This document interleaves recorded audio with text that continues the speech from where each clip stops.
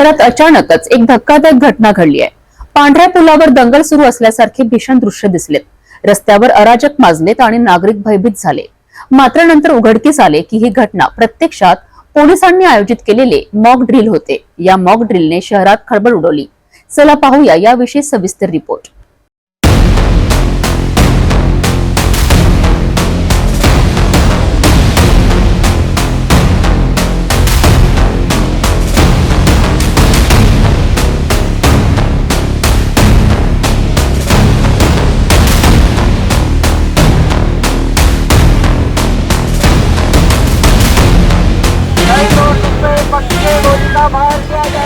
परतवाडा शहरातील पांढऱ्या पुलावर सकाळीच अचानक दंगल सदृश्य परिस्थिती निर्माण झाली। नाकाबंद पोशाखातील दंगलखोर पोलिसांवर गोटमार करताना दिसले।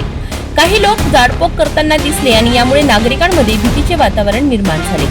घटनास्थळी आग लागल्याचे ही दृश्य दिसले, परंतु यावेळी अचलपूर फायर ब्रिगेडच्या जवानांनी तात्काळ धाव घेतली आणि आगीवर नियंत्रण मिळविले। अनेकांना वाटले की ही खरोखरची दंगल आहे। शहरात अफवा पसरली की परतवाड्यात दंगल उसळली आहे। मात्र काही वेळानंतर पोलिसांकडून खुलासा करण्यात आला की हे मॉक ड्रिल होते। पोलीस दलाच्या प्रशिक्षणासाठी आयोजित या ड्रिलमध्ये दंगल सदृश्य परिस्थितीला तोंड देण्याचा सराव करण्यात आला।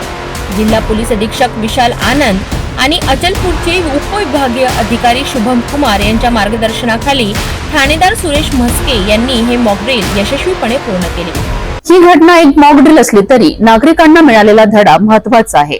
अशा परिस्थितीत पोलिसांची तत्परता आणि आपली जबाबदारी दोन्हीही तितकीच महत्त्वाची असते। पोलीस प्रशासनाने या सरावाद्वारे दंगलीसारख्या अराजक परिस्थितींना कसे हाताळावे याचे उत्तम उदाहरण सादर केले आहेत।